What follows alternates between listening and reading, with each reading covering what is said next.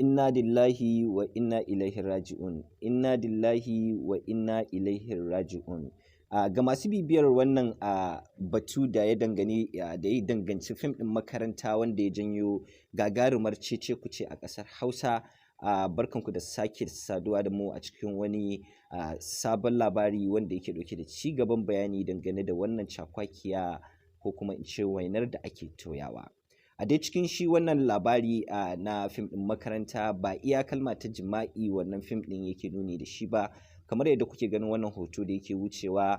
mace ce riƙe da condom wato rigar ruwa kenan wata yaren kenan ta hura shi ga ita kuma ɗayar riƙe da shi a hannunta. Idan wannan ne zuwan ka karo na farko zuwa wannan channel mai albarka, kar ka manta da danna subscribe da kuma alamar ƙararrawa domin sanin batutuwa dangane da ƙasar Hausa, masana'antar Kannywood da duk wasu abubuwa da suke faruwa a nan duniya baki ɗaya.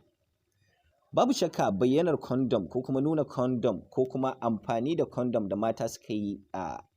amfani a cikin wannan fim babu shakka ya hura gagarumar wuta wanda hakan ya janyo cece-kuce a dandalin sada zumunta da suka hada da Facebook,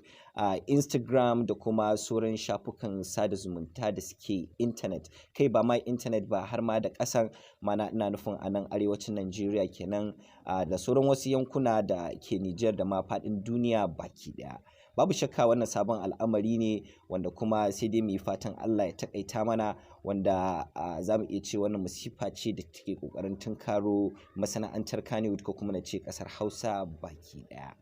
Babu shakka dubunnan al'umma sun nuna ɓacin ransu da rashin nuna jin daɗinsu dangane da wannan al'amari na cikin wannan fim mai suna Makaranta. Sannan fatan mu anan shine hukumar da take da ruwa da tsaki dangane da su mana 'yan fim kenan ya kamata ta ɗauki hukuncin da ya dace akan wannan fim da waɗanda suke cikinta, musamman su waɗannan mata da wanda ya rubuta da darakta da duk wanda yake da